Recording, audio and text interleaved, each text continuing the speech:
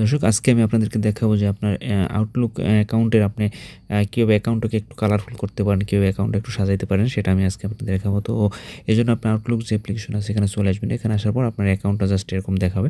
এখানে আসার পর এখানে দেখবেন যে উপরে যে আপনার ইনবক্স আছে, ইনবক্সের যে লোগো আছে লোগোতে ক্লিক করে দেবেন। এখানে ক্লিক করার পর নিচে দেখবেন যে সেটিংস আছে, একবারে নিচে বাম পাশে দেখবেন সেটিংস আছে, এখানে চলে আসবেন। এখানে আসার পর আপনি একটু এই যে দেখবেন এখানে সেটিংসে আপনি দেখবেন যে একটা অপশন পাবেন ডিসপ্লে অ্যান্ড অ্যাপিয়ারেন্স। তো এখানে ক্লিক করে দেবেন। এখানে ক্লিক করে দেখবেন যে এখানে অনেক কালার। তো আমাদের যেটা দেয়া আছে সেটা হচ্ছে যে সিস্টেমে যেটা আছে সেটা। তারপর আপনি চাইলে এখান থেকে লাইট বা ডার্ক এটা ব্যবহার করতে পারেন। বাট আপনি যদি একটু কালারফুল চান, আমি একটু কালারফুল চাচ্ছি, তাহলে আপনি কিন্তু এখান থেকে কালার যেকোনো একটা কালার এখান থেকে চুজ করতে পারবেন। এই যে কালার দেয়া আছে, ইমেজ দেয়া আছে, প্রাইড দেয়া আছে। তো আপনি চাইলে এখান থেকে ইমেজও ব্যবহার করতে পারবেন, অন্য কোনো ইমেজ। যেমন আপনি এখানে যেমন এই ইমেজটা ব্যবহার করতে পারি, সেক্ষেত্রে আপনার ইসে কিন্তু এই ইমেজটা দেখাবে, হ্যাঁ? ধরুন আমি যদি অ্যাপ্লাইতে ক্লিক করে দিলাম, এখন যদি দেখেন যে আমার এখানের কিন্তু এই যে কালার টালার এগুলো কিন্তু একটু চেঞ্জ হয়ে গেছে, হ্যাঁ? একটু ব্যাকে আসলে তারপর দেখেন যে এখানে কিন্তু এই যে দেখেন উপরে যে আগে কালারটা ছিল সেটা কিন্তু এখন নাই, পুরো চেঞ্জ হয়ে গেছে। তারপরে যেখানে এখানে যদি আপনি এই যে এদিকের কালারটা একটু চেঞ্জ হয়ে গেছে, হ্যাঁ? তো এভাবে কিন্তু আপনি এটা কালারটা চেঞ্জ করে নিতে পারেন। তো আবার এখানে যদি আমি একটু ক্লিক করে আবার সেটিংসে চলে আসি, সেটিংসে আসার পরে এখানে যদি আমি নিচে দেখবেন যে একটা অপশন আছে প্রাইডে ক্লিক করলে প্রাইডের যদি লাস্টে আপনি এখানে ক্লিক করেন তো আপনি দেখবেন যে কালার আপনি এরকম কালার নেবেন কিনা, বা আপনার দেখাবে যে আপনার কীরকম আসবে ডিসপ্লেটায়, কালারটা কীরকম আসবে। তো এই যে দেখেন এরকম দেখাবে। তো আপনি যে কোনো একটা কালার আপনি চুজ করতে পারেন এখান থেকে চুজ করে, তারপর কিন্তু আপনি এটা আপনার ডিসপ্লেতে আপনি ব্যবহার করতে পারেন।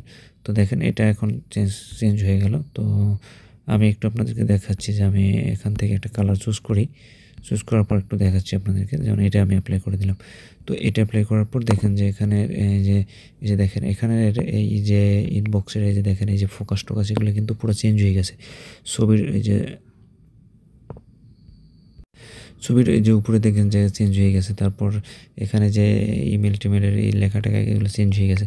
তো এইভাবে কিন্তু আপনি চাইলে আপনার এটা আপনি করে নিতে পারেন, একটু কালারিং করে নিতে পারেন, যেক্ষেত্রে একটু সবাই দেখলে যেন একটু হয়ে যায়, সারপ্রাইজড হয়। তো এখানে দেখবেন যে সিগনেচার আছে, 2 নম্বরের সিগনেচার। তো সিগনেচারে ক্লিক করে দিলে আপনি সিগনেচারে আসার পরে আপনি এখানে যে কোনো একটা সিগনেচার লিখতে পারেন। যেমন আমি কোনো কিছুতে জব করেন বা কি, সেক্ষেত্রে আপনি একটা সিগনেচার ওরকম সাজিয়ে নিতে পারেন।